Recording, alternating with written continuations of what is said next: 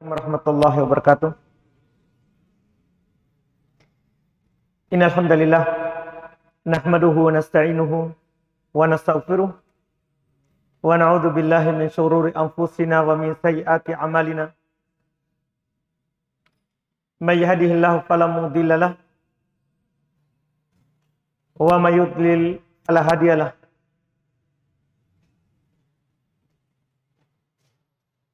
Asyhadu an la ilaha illallah wahdahu la syarika lah wa asyhadu anna Muhammadan abduhu wa rasuluh.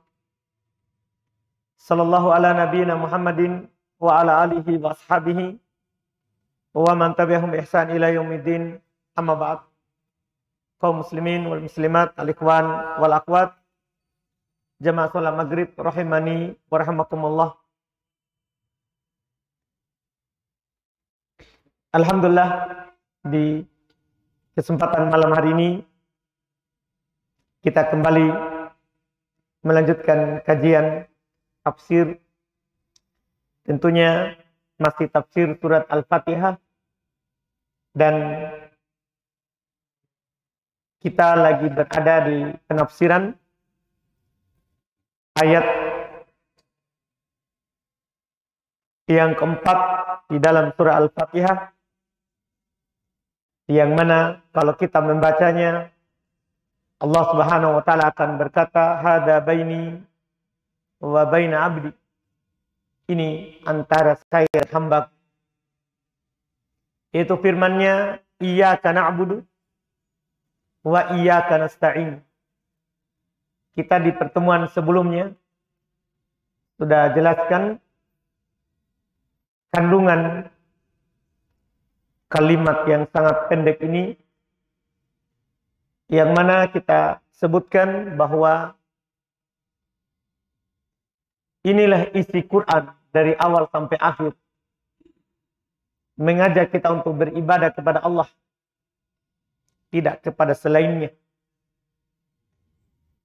Inilah intisari dakwah para nabi dan para rasul. Seluruh nabi dan rasul Allah dari awal sampai akhir itu mengajak kita semua untuk mentauhidkan Allah, menyatakan iyyaka na'budu, hanya kepadamu kami beribadah, wa iyyaka nasta'in, dan hanya kepadamu kami memohon pertolongan. Nah, kita lanjutkan. Semoga bisa selesai hari ini tafsir dari kalimat ini. Kata Syekh Muhammad ibn Shalih Al-Utsaimin rahimahullahu ta'ala melanjutkan penjelasan tentang kalimat iyyaka na'budu, hanya kepadamu kami beribadah. Apa itu ibadah? Kadang-kadang sering kita bilang ibadah, saya beribadah. Apa makna yang kita ucapkan itu? Ini yang perlu kita kaji. Supaya kalau kita ucapkan, kita paham keharusannya. Kita tunduk di bawah yang kita ucapkan. Kata Syekh, wal ibadatu tatadammanu fi'il kulli ma amarallahu bihi wa tarku kulli ma nahallahu anhu. Inilah dibilang ibadah. Ibadah adalah terkandung di dalamnya melakukan seluruh yang diperintahkan oleh Allah dan meninggalkan seluruh yang dilarang oleh Allah. Jadi dua. Kadang kita hanya pahami ibadah itu kalau kita sholat, kalau kita berpuasa, kalau kita berhaji, kalau kita berzakat. Enggak. Ibadah itu kita melakukan perintah, juga meninggalkan larangan. Kita ketika mendengarkan ayat Al-Quran, dilarang dari berzina, kita meninggalkan zina, itu ibadah. itu ibadah. Kita tinggalkan karena Allah larang. Makanya kalau ada orang yang meninggalkan zina karena tidak mampu untuk melakukannya, berarti dia bukan beribadah kepada Allah dalam meninggalkannya. Demikian pula kita tidak mencuri. Kenapa? Karena Allah larang. Nah, kita meninggalkan karena Allah larang, itulah ibadah. Kita meninggalkan yang namanya perkara-perkara yang diharamkan. Kalau kita meninggalkannya karena Allah larang, berarti kita ibadah. Kadang di sebagian kita memahami ibadah itu sempit sekali. Sholat baru dikatakan ibadah. Puasa baru dikatakan ibadah. Enggak. Ibadah itu kita melakukan seluruh perintah dan meninggalkan seluruh larangan. Itu namanya ibadah. Iya. Ini kata beliau rahimahullah. Dan beliau katakan li'anna man lam yakun kadzalika falaysa bi'abid. Karena siapa yang tidak seperti ini, maka dia bukan hamba. Bukan orang yang sedang beribadah. Maksudnya apa? Belum lebih jauh. Lau lam yaf'al al-ma'mur bih, lam yakun abidan haqqon. Kalau ada seorang hamba, mengaku dia sebagai hamba Allah, tapi tidak melakukan yang diperintahkan, maka itu bukan hamba Allah. Dia mengaku, anggaplah kita bilang dia wali Allah, tapi tidak sholat, tidak berpuasa di bulan Ramadan. Iya, tidak berhaji lagi di Baitullah. Hajinya haji khusus. Tidak berpuasa, tidak berzakat. Dia punya harta, tidak keluarkan zakatnya. Tidak melakukan perintah, maka itu bukan hamba yang sebenarnya. Bukan hamba Allah yang sebenarnya.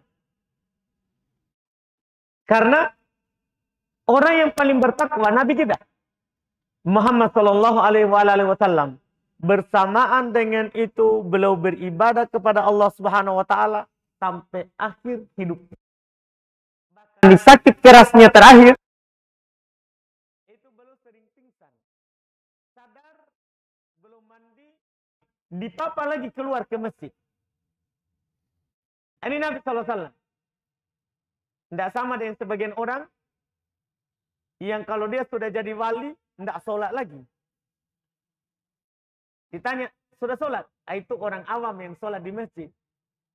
Ini sudah ma'rifah. Sudah tingkatan gila. Tidak sholat lagi. Ini bukan hamba. Hamba itu adalah yang melakukan perintah. Kalau dia mengaku hamba Allah tapi tidak melakukan perintah, maka bukan hamba yang sebenarnya. Demikian pula sebaliknya kata beliau. Lau lam yatrukil manhi anhu lam yakun abidan haqqa. Kalau dia melakukan perintah tapi tidak meninggalkan larangan, maka bukan hamba yang sebenarnya. Yang sebenarnya itu dua. Yang melakukan perintah dan yang meninggalkan larangan.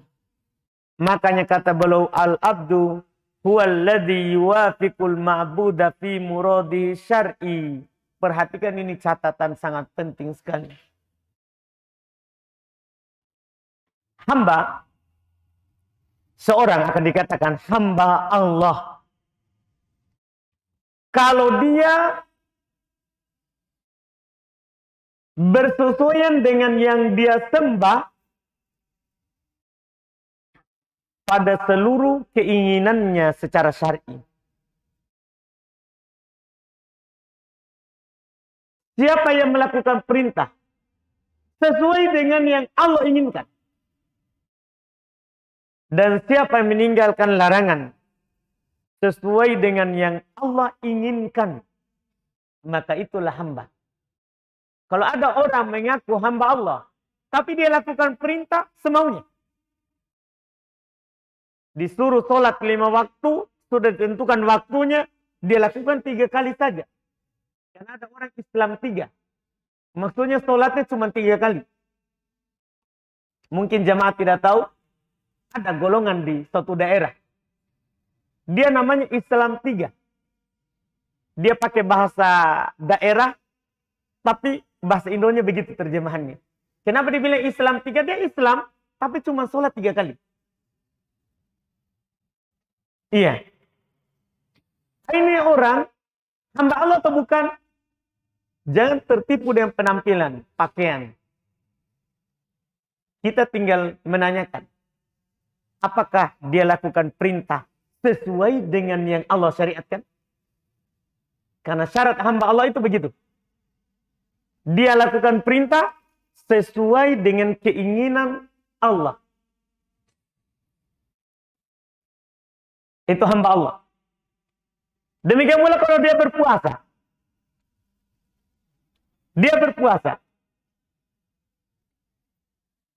Seorang dikatakan menghambakan diri kepada Allah di dalam berpuasa kalau dia lakukan sesuai dengan syar'i. Sesuai dengan perintah Allah. Misalnya Allah katakan sumu li ru'yatih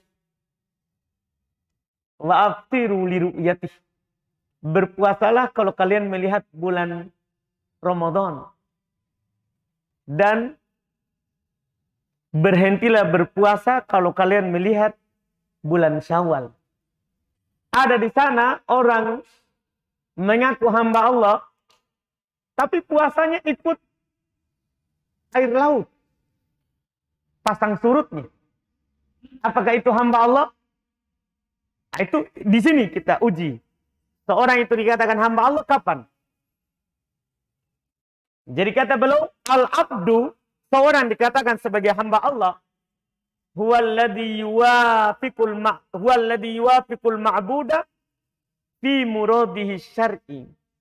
Hamba Allah itu adalah yang selalu bersesuaian dengan yang dia ibadahi, yaitu Allah, pada keinginannya yang syar'i. Artinya dia lakukan perintah sesuai dengan keinginan Allah dan dia meninggalkan larangan sesuai dengan keinginan Allah, bukan keinginan masing-masing. Bukan keinginan masing-masing kita. Iya. Ini kata beliau rahimahullah. Ini baru benar ucapan kita, wa iyyaka na'budu. Hanya kepadamu kami beribadah. Artinya kita beribadah hanya sesuai dengan apa yang Allah syariatkan. Dan ikhlas untuk Allah saja, tidak untuk selainnya. Ini namanya hamba. Fal ibadatu, maka beliau tegaskan kembali. Fal ibadatu tastalzimu ayyakumal insanu bikulli ma umira bih. Wa ayyatruka kullama nuhiya anhu. Wa la yumkinu ayyakuna qiyamuhu hada bighairi ma'unatillah. Masya Allah. Kata beliau, maka ibadah itu mengharuskan seorang insan tegak untuk melakukan setiap yang diperintahkan kepadanya dan meninggalkan seluruh yang dilarang darinya. Wala yumkinu, dan beliau katakan tidak akan mungkin seorang itu bisa beribadah tanpa ada pertolongan dari Allah. Artinya beliau akan masuk di kalimat berikutnya, yaitu wa iyyaka nasta'in. Kenapa setelah iyyaka na'budu dilanjutkan dengan iyyaka nasta'in? Beliau jelaskan, tidak mungkin kita beribadah, tidak mungkin kita melakukan perintah, tidak mungkin kita meninggalkan larangan kalau tidak ada pertolongan dari Allah Subhanahu wa ta'ala. Makanya kata beliau rahimahullah, wa lihada qala ta'ala. Oleh karena itu Allah Subhanahu wa taala berfirman, wa iyyaka nasta'in. Dan hanya kepadamu ya Allah kami memohon pertolongan. Ai maksudnya la nasta'inu illa iyyaka 'alal ibadati wa ghairiha. Kami tidak akan meminta pertolongan kecuali kepadamu dalam beribadah dan dalam selainnya. Semua kita hanya meminta pertolongan kepada Allah Subhanahu wa ta'ala. Kemudian beliau katakan wal isti'anah. Apa itu makna al-isti'anah? Meminta pertolongan. Kalau makna ibadah sudah kita tahu. Kalau makna al-isti'anah apa? Kata beliau tolabul aun. Isti'anah itu maknanya meminta pertolongan. Sudah sering kita terjemahkan. Meminta pertolongan. Wallahu subhanahu wa ta'ala yajma'u bainal ibadah wal isti'anah. Awit tawakkul fi mawatin iddah. Fil Qur'anil karimi. Li'annahu la qiyama bil ibadati alal wajhil akmali illa bima'unatillahi wa tafwidi ilaihi wa tawakkul alaihi. Allah Subhanahu wa ta'ala sering menggandengkan antara ibadah kepadanya dan meminta pertolongan kepadanya. Allah sering menggandengkan antara beribadah kepadanya dan bertawakal bersandar hanya kepadanya. Di banyak tempat di dalam Al-Quran Al-Karim. Banyak. Sering sekali kita diulang. Ayat dalam Al-Quran. Perintah untuk beribadah kepada Allah dan bersandar, bertawakal hanya kepada Allah Subhanahu wa ta'ala. Kenapa? Apa rahasianya kalau kita baca ayat yang seperti itu? Yang semisal dengan ini nanti. Karena kita tidak akan bisa beribadah dengan sempurna kecuali atas pertolongan dari Allah Subhanahu wa ta'ala. Kita tidak akan bisa beribadah kepada Allah Subhanahu wa ta'ala dengan baik kecuali dengan berserah diri hanya kepada Allah. Kita tidak akan bisa beribadah kepada Allah Subhanahu wa ta'ala dengan benar kecuali setelah kita sandarkan semua usaha kita hanya kepada Allah Subhanahu wa ta'ala. Ini kandungannya. Kemudian beliau berkata al-fawaid. Faedah dari ayat ini. Iyyaka na'budu wa iyyaka nasta'in. Kata beliau ikhlasul ibadah lillah.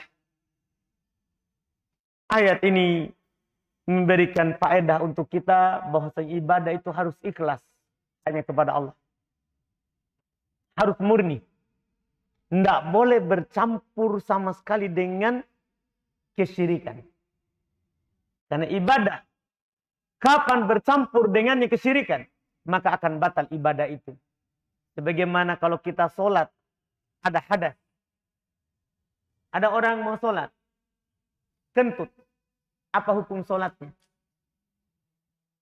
Itu pertanyaan kita supaya kita lebih paham dengan jelas ini perkara. Ada orang kita sudah wudhu tadi di bawah. Kemudian kita naik ke masjid sini lantai 2 kita takbir. Allahu Akbar. Keluar angin. Apa hukum sholat kita? Siapa yang bisa jawab? Apa hukum sholatnya? Batal. Diterima atau tidak? Tidak. Kata Nabi SAW dalam hadits riwayat Bukhari Muslim dari Abu Hurairah. La yakbalullahu sholata ahadikum idza ahdatha hatta yatawadda. Allah tidak akan menerima sholat salah seorang dari kalian kalau dia berhadas sampai dia berwudu kembali. Artinya, ibadah juga seperti itu. Kalau ada orang beribadah kepada Allah tapi juga riya. Beribadah kepada Allah tapi juga ingin dilihat, ingin dipuji, maka batal ibadahnya. Seperti sholat, kalau ada hadas, batal sholatnya. Sama hukumnya. Sama hukumnya. Maka ayat ini, iyyaka na'budu, hanya kepadamu kami beribadah, berfaedah, wajibnya kita berikhlas kepada Allah dalam seluruh penghambaan kita. Liqaulihi ta'ala iyyaka na'budu. Karena Allah berfirman, iyyaka na'budu. Wa wajhul ikhlas taqdimul ma'mul. Ini secara bahasa. Sisi petikan kenapa kita bisa berdalil dengan ayat ini untuk menunjukkan wajibnya kita ikhlas karena dikedepankan iyakanya. Sudah kami jelaskan di sebelumnya, beda itu kalau kita bilang na'budu iyaka sama iyaka na'budu. Kalau na'budu iyaka artinya kami beribadah kepadamu. Tapi kalau iyaka na'budu hanya kepadamu kami beribadah. Beda. Beda. Itu faedahnya dari itu. Dari susunannya. Yang kedua kata beliau faedah yang kedua. Wa minha ikhlasul isti'anati billahi azza wa jalla. Liqauli ta'ala wa iyyaka nasta'in haitsu qaddamal ma'mul. Qaddamal maf'ul. Sama. Faedah yang kedua wajibnya kita mengikhlaskan, memurnikan permintaan pertolongan kita hanya kepada Allah. Tentunya pada perkara yang tidak ada yang mampu kecuali Allah. Kalau perkara itu dimampui oleh selain Allah, boleh, akan datang sebentar. Ini maksudnya pada perkara yang tidak ada yang mampu untuk melakukannya kecuali Allah. Maka harus kita minta hanya kepada Allah Subhanahu wa taala, tidak boleh kepada selain Allah. Adapun pada perkara yang kita mampu, itu bukan meminta pertolongan, tapi berserikat, meminta bantuan, bertawun di atas kebaikan dan ketakwaan. Makanya beliau tegaskan, fa'in qala qa'id. Kalau ada orang yang berkata, kaifa yuqal? Bagaimana maksudnya yang dikatakan ikhlasul isti'anat billah, mengikhlaskan permintaan pertolongan kita hanya kepada Allah. Wa qad ja'a fi qouli ta'ala, padahal telah datang dalam firman Allah Ta'ala, wa ta'awanu 'alal birri wa taqwa. Saling tolong menolonglah di atas kebaikan dan ketakwaan. Katanya tidak boleh meminta tolong kepada selain Allah. Sekarang ada ayat. Saling membantulah di atas kebaikan dan ketakwaan. Gimana ini? Apa yang dimaksud? Beliau jelaskan. Ini kan ayat, kata beliau, itsbatul ma'unata min ghairillahi azza wajal. Ayat ini menetapkan bahwa boleh kita minta tolong kepada selain Allah. Karena kita disuruh saling tolong menolonglah di atas kebaikan. Berarti boleh kita minta bantu orang lain untuk melakukan apa? Kebaikan. Gimana? Ini kata beliau. Beliau akan jawab sebentar. Wa qala Nabi SAW, beliau sebutkan juga hadisnya. Nabi SAW bersabda, tu'inur rajul fi dabatihi fatahmiluha 'alaiha aw tarfa'u lahu 'alaiha mata'ahu sadaqah. Juga Nabi SAW, antum membantu seorang di kendaraannya, antum memikulkan atau mengangkatkan untuknya barangnya, itu sedekah. Berarti kalau kita tidak mampu untuk mengangkat sesuatu, boleh kita minta tolong kepada orang lain. Dan orang itu akan mendapatkan pahala seperti apa? Bersedekah. Katanya harus kepada Allah. Kok ini kita minta bantu orang lain? Bagaimana cara menjawabnya? Iya. Kata beliau, fal jawab. Maka jawabannya. Annal isti'anata nau'an. Ini yang perlu kita ketahui. Meminta pertolongan, meminta bantuan itu terbagi dua. Jangan disamakan. Ini ada dua jenisnya. Pertama, isti'anatu tafwid.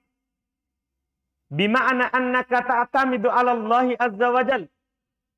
Ada permintaan pertolongan dalam bentuk berpasrah diri. Bergantung kepadanya. Dalam artian kamu bersandar kepada Allah saja. Wa tatabarra'u min haulik wa quwwatik. Dan kamu berlepas diri dari usaha dan kekuatanmu. wahada khosum billahi azza wajal. Kalau ini khusus untuk Allah. Kalau dalam artian antum meminta tolong pada orang atau minta tolong kepada sesuatu, dalam artian antum serahkan semua permintaan antum ini, antum hanya bergantung kepadanya, maka itu hanya untuk Allah. Siapa yang menyerahkannya kepada selain Allah, salah. Inilah tadi, wa iyyaka nasta'in. Yang harus ikhlas hanya kepada Allah. Adapun jenis yang boleh kepada makhluk yang kedua. Kata beliau, wasti'anatu bima'nal musyarakah fima turidu an takuma bi.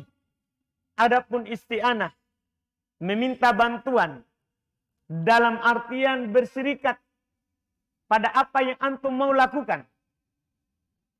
Berserikat pada apa yang antum mau lakukan.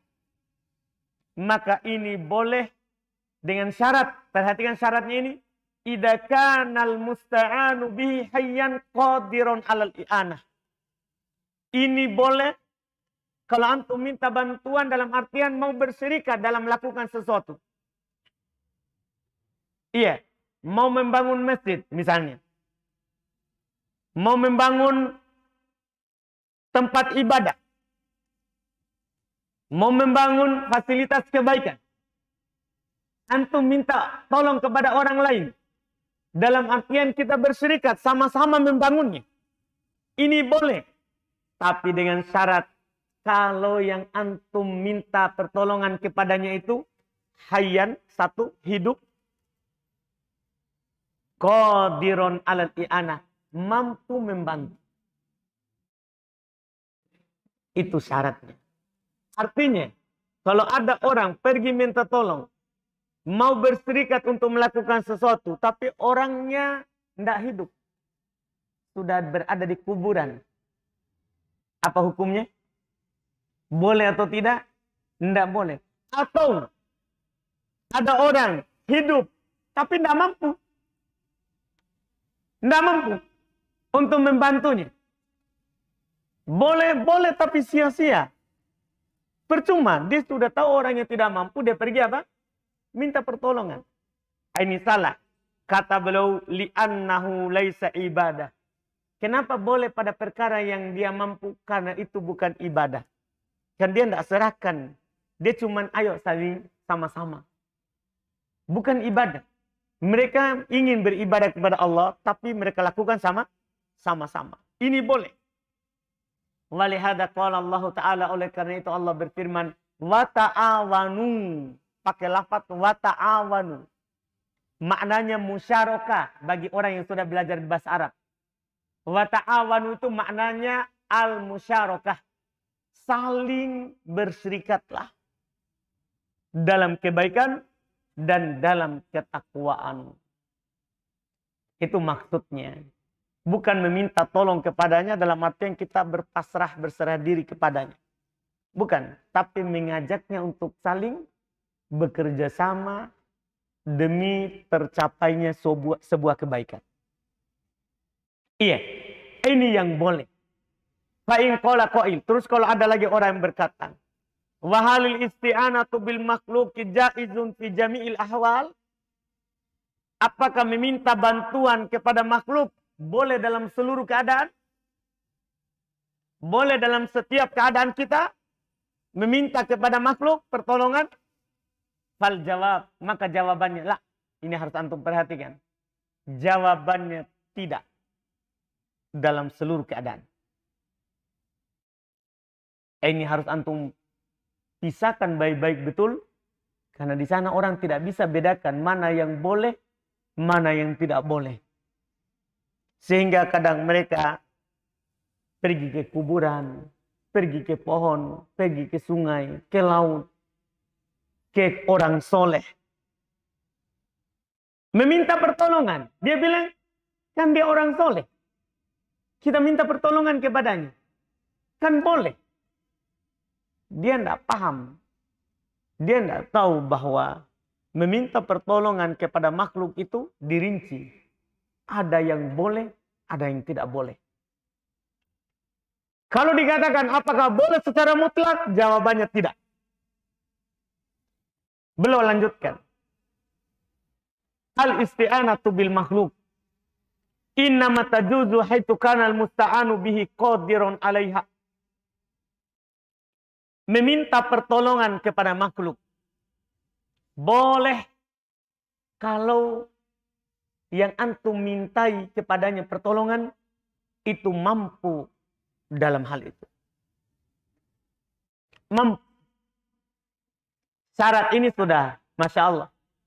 Kalau kita pahami baik-baik, maka banyak hal yang bisa antum ketahui dari hukum. Ada orang misalnya tanya kepada antum, dia mau dapat anak. Antum harus pahami dulu, ini yang memberikan anak, siapa yang mampu? Siapa yang mampu memberikan anak? Allah saja. Ada orang pergi ke kuburan minta anak. Orang soleh. Tapi dia ke sana minta anak. Apakah itu boleh? Antum langsung tahu. Ini dia tidak mungkin mampu. Yang hidup saja tidak mampu beri anak. Apalagi yang sudah meninggal. Ada orang. Biasa di masyarakat. Kita waktu awam. Kita kira itu benar. Ada orang. Dia mau tes PNS. Masuk pegawai negeri. Sebelum pergi dulu ke kuburan. Minta. Ini kan kita masuk di PNS itu kan rezeki. Siapa yang mampu memberikan kita rezeki dalam kehidupan ini? Yang menentukan kita bahagia atau kita sengsara. Yang menentukan jatah kita setiap bulan sekian. Siapa yang menentukan? Itu kan Allah. Kalau ada orang pergi ke kuburan, apakah boleh itu? Itu pertanyaannya. Pokoknya banyak hal yang antum bisa pahami. Kalau antum paham ini uraian. Boleh meminta pertolongan kepada makhluk. Kalau perkara itu dia mampu. Kalau perkara itu dia mampu. Itu syarat, Masya Allah. Iya. Kalau dia mampu. Wa amma idalam yakun qadiron fala yajuzu an tasta'ina bih. Adapun kalau dia tidak mampu, maka tidak boleh antum meminta pertolongan kepadanya. Kama law sta'ana bi sahibi kubrin. Belum langsung contohkan, kan ini banyak terjadi. Sebagaimana kalau ada orang meminta pertolongan kepada pemilik kuburan. Fahada haramun bal syirkun akbar. Ini haram, bahkan syirik akbar. Walaupun itu kuburan Nabi. Walaupun kuburan Nabi. Ini syirik akbar. Walaupun kuburan Nabi secara khusus. Karena Nabi melarang.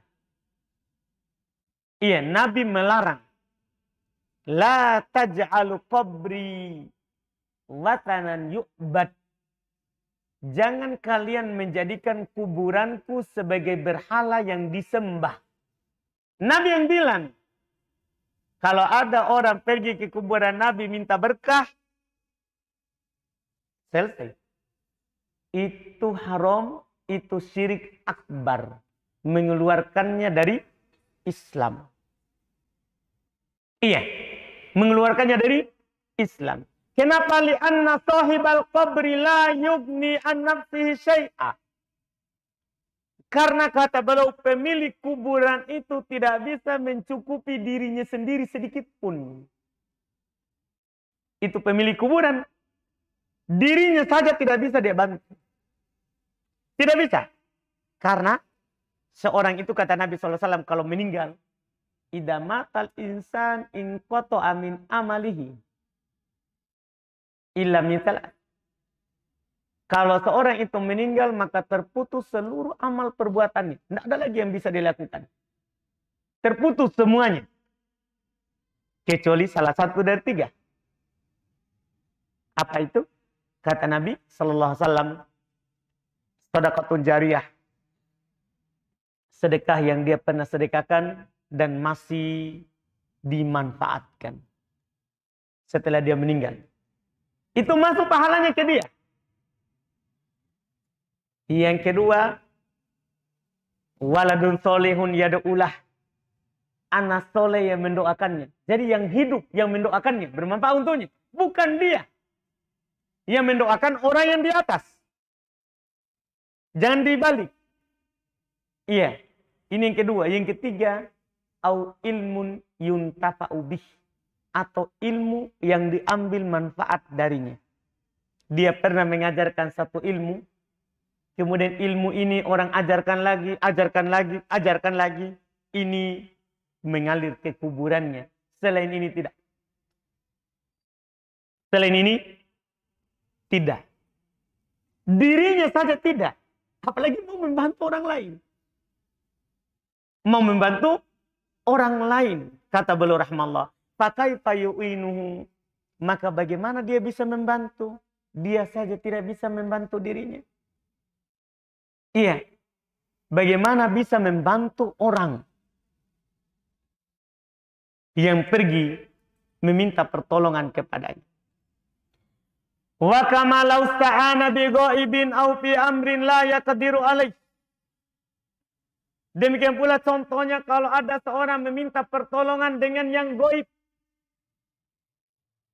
Dia minta bantuan tapi kepada hal-hal yang gaib. Seperti siapa misalnya? Jin. Iya. Malaikat yang dia tidak lihat. Perkara-perkara yang gaib. Perkara-perkara yang gaib. Iya. Fi amrin la yaqdiru alaih. Pada perkara yang dia tidak mampu untuk melakukannya. Tidak mampu untuk melakukannya. Misal beliau contohkan ini. Misal contoh. Ayyatakida annal wali. Contoh masyarakat banyak. Dia meyakini bahwasanya wali alladzi fi syarqid dunya yang berada di timur dunia, ujung timur dunia. Yu'inuhu ala mihnatihi fi baladih. Akan membantunya dalam pekerjaannya di negerinya. Jadi syekhnya di Kalimantan, di Makassar dia minta pertolongan. Gimana itu? Apa hukumnya itu? Kiainya di Jawa, di Makassar fotonya. Gimana itu? Ini syirik, ini haram, ini syirik akbar. Ini syirik akbar. Kalau keyakinan seperti itu, makanya kata beliau fahada syirkun akbar. Ini syirik akbar. Syirik besar. Syirik besar. Li'annahu la yaqdiru ayyu'inahu wa huwa hunak. Karena dia tidak akan mampu untuk menolongnya dalam keadaan dia di negeri lain, di daerah lain. Hidup saja tidak mampu, apalagi sudah mati. Oh jangan bilang mati, kasar. Bilang saja sudah pindah ke rahmat Allah. Karena ada sebagian orang kalau bilang mati terlalu kasar katanya. Dia tersinggung. Nabi, Allah bilang kepada Nabi ini, innaka mayyit. Kamu akan mati. Kan Allah bilang kepada Nabi ini, kenapa kita anggap bahwa kata mati itu kasar? Mereka akan bilang, wah ini tidak menghormati wali. Cara menghormati wali itu tidak seperti itu. Cara menghormatinya kita tempatkan, ini wali hamba Allah. Bukan Allah. Bukan Tuhan. Iya, yang bisa menghidupkan, bisa mematikan, bisa memberi kita rezeki. Bukan. Ini yang perlu diketahui. Kita lihat, lanjut sedikit lagi. Iya, fa'in qala qa'in. Kalau ada orang bilang, hal yajuzu ayyasta'inal makhluk fima tajuzul isti'anatu bih. Apakah boleh misalnya kita meminta pertolongan kepada makhluk pada perkara yang boleh dan dia mampu? Kata beliau, al-aula alla yasta'inu bi ahadin illa indal hajah. Beliau katakan yang lebih utama, antum tidak meminta pertolongan kepada orang lain kecuali memang antum butuh. Pada perkara yang dia mampu ini. Dia jelas mampu perkara itu. Maka jangan bilang apa-apa, jangan minta bantuannya kecuali memang antum butuh. Jangan bermudahan untuk apa? Meminta pertolongan. Bantu dulu saya, bantu dulu. Enggak. Terdesak baru bilang. Ini pada perkara yang dia mampu. Karena memang kita diharamkan terlalu banyak meminta, sering bilang bantu dulu saya, padahal kita bisa lakukan sendiri. Iya, jangan terbiasa seperti itu walaupun dia mampu. Au idza alima anna sahibahu yusaru bidzalik. Atau kalau dia ketahui bahwa orangnya akan senang kalau kita kasih tahu. Maksudnya kalau kita kasih tahu bantu saya, dia bahagia. Oh, alhamdulillah saya bisa bantu. Adapun kalau antum tahu bahwa orangnya akan merasa tidak enak, kalau antum minta bantuan malah dia akan terpaksa membantunya. Jangan, walaupun dia mampu. Walaupun dia mampu. Fayasta'inu bihi min ajli idqalis surur alaih. Kalau dia akan bahagia kalau kita minta bantuan kepadanya, maka kita minta bantuan kepadanya supaya memasukkan kebahagiaan ke hati saudara kita. Kan itu juga sedekah.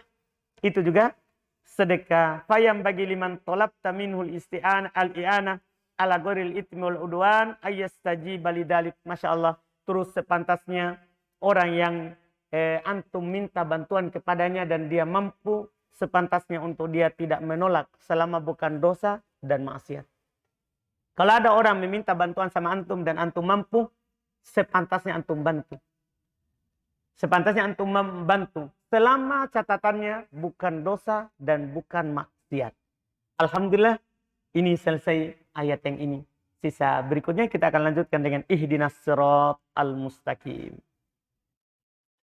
Masuk waktu? 5 menit. Baik, kita cukupkan. Mohon maaf tidak ada tanya jawab. Kita cukupkan untuk siap-siap masuk waktu Isya. Subhanallah, hamdik. Asyhadu an la ilaha illa anta astaghfiruka wa atubu ilaik. Assalamualaikum warahmatullahi wabarakatuh.